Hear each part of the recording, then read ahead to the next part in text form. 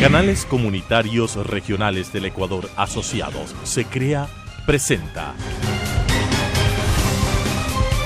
Realidad Nacional.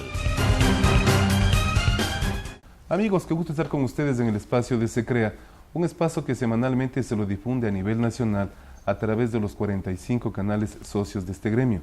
En esta ocasión nos acompaña la doctora Silvia Salgado, quien es parlamentaria andina, y entre sus detalles importantes en la hoja de vida tenemos que es docente, presidenta de la FEWE en Imbabura, concejala por Ibarra, diputada por Imbabura, asambleísta nacional y, como se ha dicho, parlamentaria andina.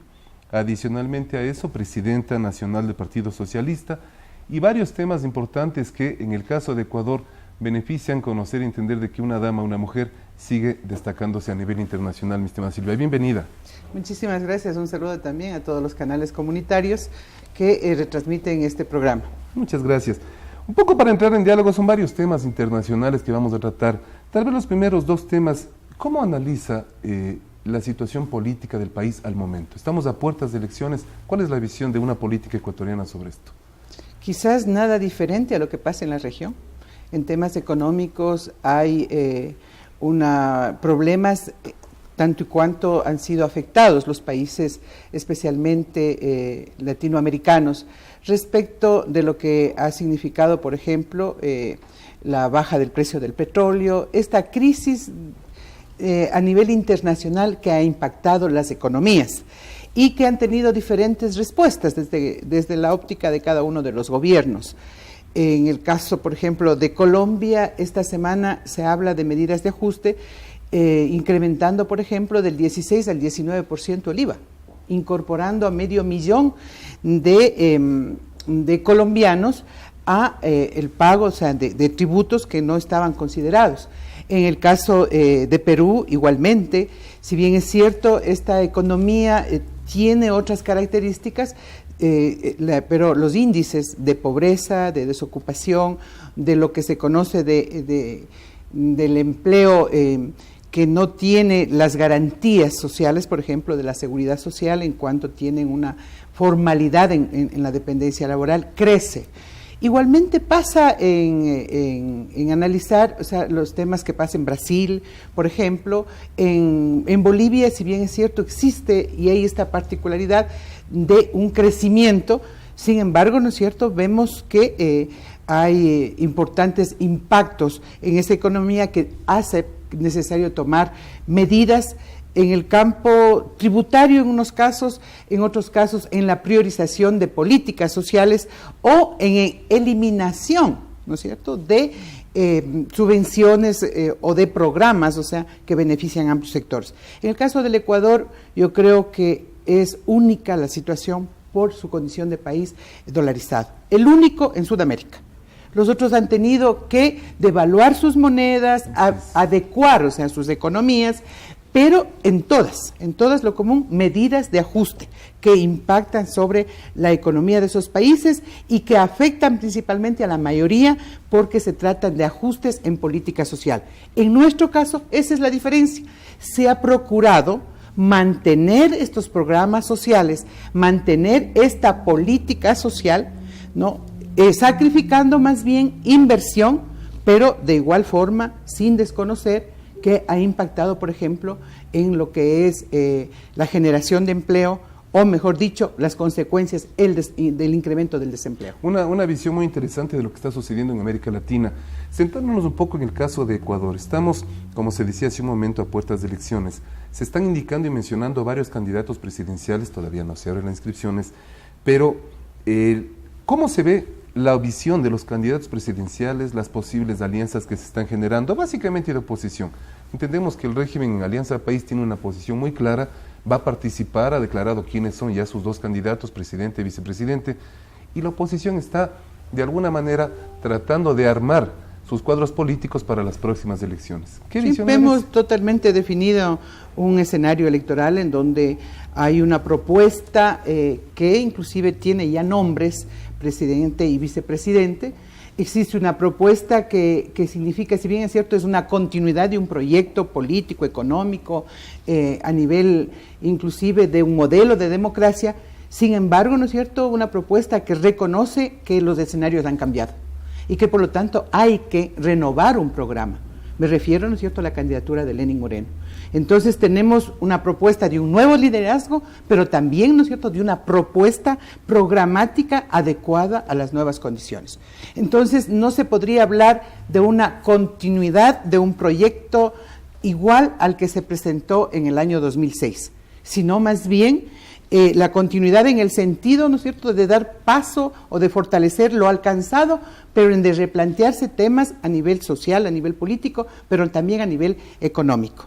Y una oposición, o sea, sí dispersa, como usted lo acaba de insinuar, pero que se ha empeñado en no plantear propuestas frente a ese nuevo escenario, esa nueva realidad económica, y por el otro lado, o sea, que pretende y ha advertido, y lo dice públicamente, el hecho de inclusive de tratar, o sea, de desmontar, o sea, una política social, una política económica a lo mejor, y, ¿no es cierto?, cuestionando un modelo de democracia. Por lo tanto, o sea, es el pueblo ecuatoriano el que va a tener que diferenciar, porque sabe más que nadie de que un país dolarizado, un país en donde su economía necesita dejar de ser dependiente, subordinada y sobrepasar, o sea, las limitaciones que han tenido de proveedor de materias primas, un país que no ha sido industrializado, un país que no ha tenido un desarrollo de su conocimiento, un desarrollo tecnológico,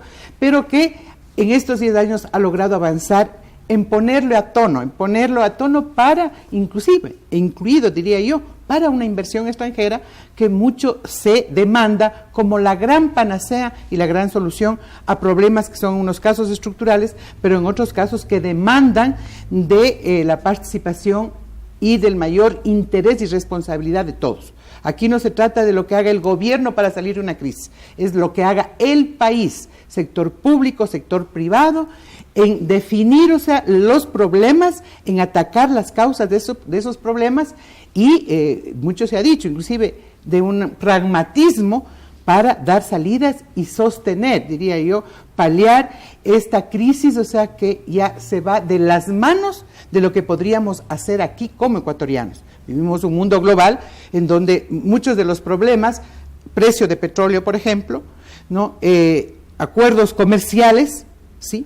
Problemas, o sea, de problemas sociales que generan la inseguridad. O sea, no dependen solamente de un gobierno, depende de los vecinos, depende de la región y depende de los países, o sea, hegemónicos con los cuales, querrámoslo o no, tenemos que tener una relación, porque tenemos relaciones comerciales, porque tenemos una moneda, por ejemplo, nuestra mayor relación con Estados Unidos es la moneda, ¿no?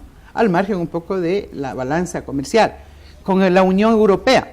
Pero sí, obviamente, la necesidad de tener una política, o sea, que salvaguarde los intereses del país. Es decir, cómo seguimos levantando la bandera de la dignidad, de la soberanía, pero al mismo tiempo, ¿no es cierto?, teniendo la capacidad de diálogo y de propuesta para ser parte de un país que en la modernidad requiere, ¿no es cierto?, tener conexiones comerciales, políticas, capacidades desarrolladas, ¿no es cierto?, pero obviamente en el cómo. Una cosa es abrir el país a la inversión extranjera y vengan y hagan lo que quieran, y otra cosa es decir, estas son las reglas del país, necesitamos de inversión extranjera y de nuestra parte esto es nuestro aporte para que la inversión extranjera también tenga cierta, diría yo, prioridad, porque de pronto pueden irse a otros países en donde ahí sí les abren las puertas, ¿no? Muy claro el mensaje, y creo que todos los ecuatorianos coincidimos con el hecho de que el futuro del Ecuador depende absolutamente de todos. Así es. Y básicamente de las próximas generaciones que vendrán a fortalecer estos procesos. Centrémonos un poco más en el tema del Parlamento andino, mi estimada Silvia. ¿Qué acciones se han realizado en la Comisión Especial de la Mujer, de la cual es representante como ecuatoriana? Bueno, yo soy presidenta de la Comisión de Educación, Ciencia y Tecnología, y obviamente tenemos una comisión específica de la mujer, en donde hoy por hoy somos 6 mujeres, y que es un número muy reducido, pero que también lo integran varones, y que hemos tratado de implementar una política regional para enfrentar la violencia doméstica, que ya no es un problema únicamente de salud pública, se ha vuelto un problema social grave que resolver, ¿no? Últimos días, en los últimos meses se ha levantado una campaña Ni Una Menos, ¿no? Ni una menos, o sea, que desaparezca, ni una menos violentada, ni una menos, o sea, asesinada, ni una menos fracturada en sus mínimos derechos humanos. En ese sentido, yo creo que esta causa ya es causa del mundo, ¿no? Y principalmente en la región nos hemos centrado en identificar esas causas, porque hay que evaluar cuántas políticas han ensayado nuestros gobiernos y por qué crece en vez de por lo menos reducir la violencia. Esa es la gran pregunta. ¿Por qué crece? ¿Por qué crecen los femicidios, por ejemplo? ¿Por qué crece la violencia intrafamiliar? Entonces, estamos fundamentalmente comprometidos a nivel internacional y a nivel regional y también a nivel del país en evaluar las políticas que se han dado. Pero fundamentalmente, o sea, decir que esto ya no se trata de leyes, ley que sanciona la violencia, ¿no? O de política del Estado, en este sentido, aportan, obviamente, es la responsabilidad que tiene el Estado de garantizar derechos, pero nosotros creemos que el tema de la violencia de la mujer es un tema de toda la sociedad. Y falta tal vez en la legislación ecuatoriana detalles relacionados a la violencia contra la mujer. Pero claro, o sea, cuando se presentan señales de violencia, tiene que estar el Estado o haber mecanismos habilitados para detener, es decir, para que no llegue al extremo, al límite, que es el femicidio. Entonces, creo que ese es el gran planteamiento que son resultados de estas propuestas regionales. O sea, prevenir la violencia en función de que el Estado podría implementar política pública a nivel educativo, por ejemplo, a nivel, ¿no es cierto?, de la comunicación, en medios de comunicación, mediático, a nivel, ¿no es cierto?, de la familia, pero fundamentalmente, o sea, de lo que implica la responsabilidad de tener habilitados mecanismos de denuncia y de prevención cuando ésta se dé. Por decir algo, el hecho mismo, ¿no es cierto?, de la dependencia económica, ¿no?, de la participación de la mujer fuera del hogar.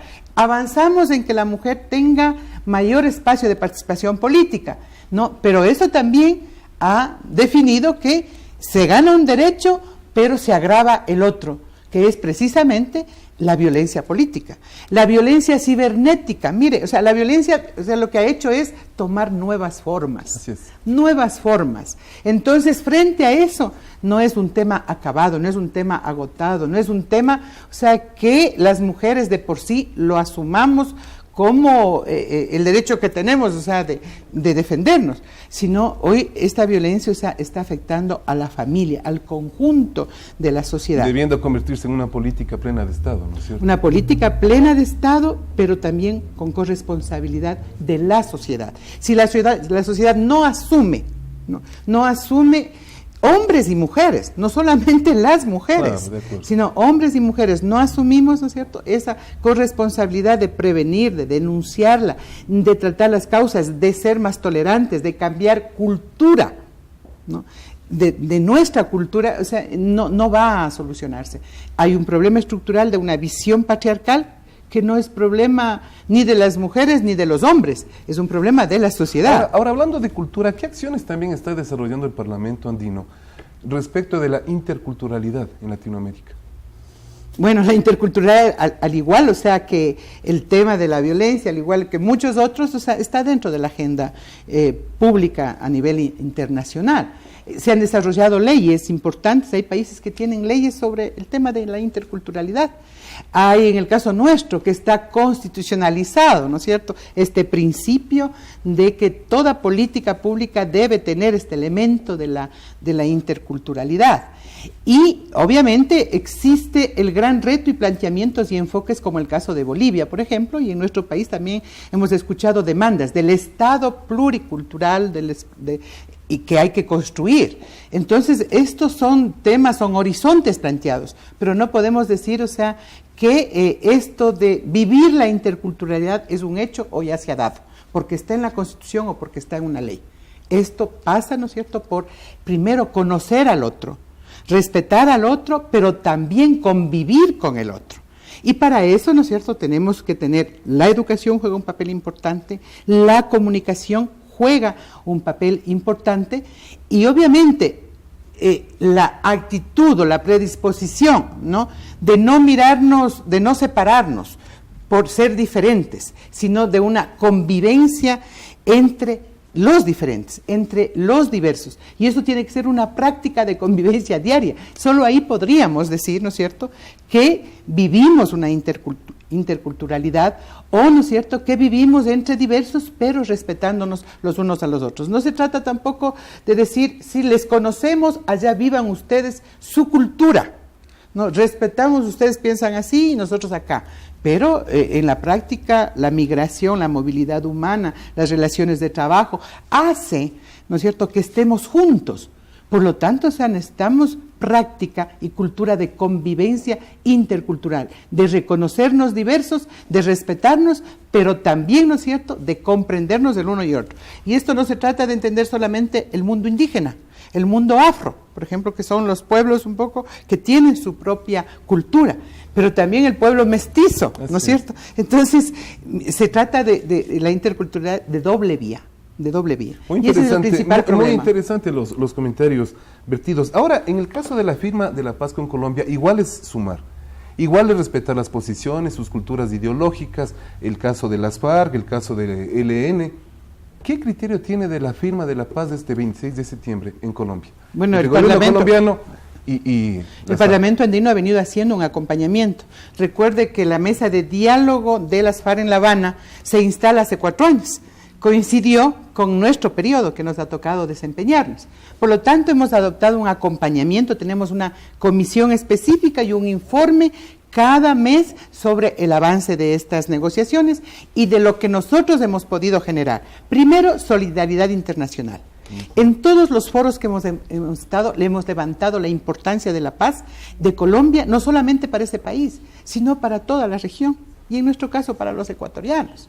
Mire, tenemos en la frontera apostados cientos de militares, que tiene un costo diario que supera los 2 millones diarios, ¿no? O mensuales, perdón, no diarios, mensuales, porque al final creo que supera un costo de cerca de 200 millones anuales, ¿no? Entonces, en esas condiciones, ¿no es cierto?, primero hay una distracción de ese presupuesto que bien podría servir para una inversión social, tenemos que hacerlo por temas de seguridad de frontera ante un conflicto armado. Tenemos, ¿no es cierto?, miles también de personas, se estima, ¿no es cierto?, que es el país que más ha receptado durante los 52 años a desplazados y a refugiados, con un compromiso realmente de respetar su condición y de proteger su condición de refugiados y de un desplazamiento forzoso. Ahora, ¿por qué será que no se en la firma de la paz, en el plebiscito que se dio, el 50.22% de colombianos no está de acuerdo? Mire, es que la paz no es cuestión de una firma. La paz, o sea, de una mesa de negociación, lo que se hace es un acuerdo con un actor importante, que en este caso es las FARC. Pero la sociedad en su conjunto, primero ha vivido 52 años de no tener una cultura de paz, de haberse adaptado a un conflicto y a sus consecuencias. Pero fundamentalmente la gente está viviendo en territorio, no en las ciudades que votaron, a lo mejor no. En los escenarios del conflicto armado, votó sí. Hablemos de la línea de frontera, de lo que es Nariño, de lo que es en el sector de Tumaco, de lo que es frente a Sucumbíos, ¿no es cierto?, Orito, San Miguel, Puerto Asís. O sea, son en las zonas del conflicto que la gente quiere la paz porque está ya cansada de vivir un clima de miedo, un clima de perder a su familia, de desplazamiento forzado, de despojo, de todo lo que que cualquier ser humano, o sea, desea que no sea así su vida. Eso implica también que el Ecuador, de manera muy abierta, permita que las nuevas negociaciones que se den en cambio con el Ejército de Liberación Nacional, con ELN, se dé ya en territorio ecuatoriano. Bueno, sí, o sea, ese no, que no es de toda la población, que es del sector que impulsó, mal informado inclusive, ha dado esos resultados de ese no, que no es del 50% y un poquito más. Salieron a votar únicamente cerca del 40% de colombianos. El voto no es obligatorio. Y desde ese 40% de pronto es del 50% con un mínimo de diferencia. Efectivamente. Entonces podríamos hablar así en números, si queremos acercarnos de un 18 a 20% que dijo no. ¿no? Y en las condiciones. Entonces, este tema de las FARC se planteó el que sea refrendado mediante este plebiscito. Pero en la Constitución, los presidentes de Colombia, independientemente que hoy sea Santos, tienen la responsabilidad de construir la paz y utilizar mecanismos políticos, jurídicos y sociales que les permitan conseguir ese objetivo. Eso es una obligación de un presidente en Colombia porque está en la Constitución. Y por eso nosotros creemos, o sea, al menos que hemos estado cerca de eso y asumiéndonos como ciudadanos andinos, como ciudadanos sudamericanos, asumiendo el problema como nuestro, de que la paz, o sea, es necesaria para todos. Creíamos importante que lo del Ejército de Liberación Nacional, que no era parte de las negociaciones del acuerdo en La Habana, que no era parte inclusive de lo que se sometió al plebiscito, ¿no?, el 2 de octubre pasado, o sea parte más bien de ese proceso de diálogo, sea mucho más completo, sea mucho más abarcador. Y por eso es que celebramos nosotros este inicio, este día precisamente en el Ecuador. Ecuador como garante, Ecuador identificado como el país que también sufrió las consecuencias de este conflicto armado. Y un Ecuador reconocido a nivel internacional por lo que ha hecho durante 52 años de conflicto, y que es realmente tener una actitud diferente frente al desplazamiento, frente a inclusive a lo que significó lo de Angostura, ¿no? Entonces, yo creo que esa es la solvencia moral que tiene el Ecuador, y ese es el gran reto que tenemos en este proceso que inicia, sabiendo que esto simplemente serán acuerdos y que la paz tiene que construirse con todos los actores en territorio, enfrentando las causas que lo generan. Y además, ¿no es cierto?, teniendo programas en donde el Estado colombiano haga presencia, recupere su rol, ¿no?, y de cuentas de ser garante también de derechos de esa población. Ahora, el Parlamento andino va a ser parte en esta negociación inicial que se van a dar aquí en Quito. Por 45 días se han mencionado las conversaciones del gobierno colombiano con ELN. En 45 días, ¿el Parlamento andino será parte ahí como testigo, como partícipe, como facilitador? Mire, estas mesas de negociación intervienen solamente las partes, el gobierno y los delegados y el ELN, ¿no? Los países intervienen como unos casos observadores y como garantes de ese proceso, dando garantías para que se dé de seguridad, para que se dé las condiciones de traslado, pero también, ¿no es cierto?, buscando las formas. Nosotros como parlamentarios, hay parlamentarios andinos colombianos también, hay una organización civil organizada en torno al derecho de las víctimas, o sea, promoviendo que estos acuerdos, o sea, cumplan dos condiciones fundamentales, o sea, con las que nos hemos comprometido con nuestras organizaciones y a las cuales representamos. Yo soy parlamentaria en representación de Ecuador, pero también represento al pueblo colombiano. Claro. Esa es la concepción del Parlamento andino. Por lo tanto, nosotros lo que aspiramos es a que en estas mesas de diálogo, por ejemplo, haya presencia de las víctimas, ¿no? Haya presencia y se les escuche la voz. Que haya presencia, o sea, de los diferentes sectores con diferentes formas de ver el proceso de paz, de responsabilizarse frente a la paz, porque habrá un momento en que la dejación de armas se dé por parte del ELN y se cumpla eso. De parte del gobierno también, ¿no es cierto?, el cese bilateral del fuego, pero las causas en el conflicto y en territorio sucede todo lo contrario. Seguirán, si es que no se implementan esos acuerdos, seguirán habiendo cultivos ilícitos, seguirá habiendo violencia, ¿no?, y seguirá habiendo presión, y seguirá habiendo, por ejemplo, despojo, porque este conflicto, lo que reclaman las víctimas, por ejemplo, en el tema patrimonial, se quedaron sin tierras. Hubo inclusive autoridades de gobierno que legalizaron las tierras en nombre de otras personas. Entonces, ¿cómo logramos que desplazados, refugiados, regresen a su territorio si no hay condiciones? Entonces, la paz se volvería simplemente un sueño. Por eso es que esto de qué hace el Parlamento no tiene que necesariamente estar en la mesa todos los días, en los 45 días, porque van a estar las partes, pero sí hacer un acompañamiento respecto de lo que especialmente en zona de frontera ocurre. Y nosotros, para poder conocer, hemos visitado Tumaco, hemos visitado los los puntos de Nariño. Cerca la realidad, ¿no? Hemos visitado Putumayo y sabemos, ¿no es cierto?, lo que pasa en frontera y las consecuencias de un posconflicto que puede afectar inclusive a nuestro país.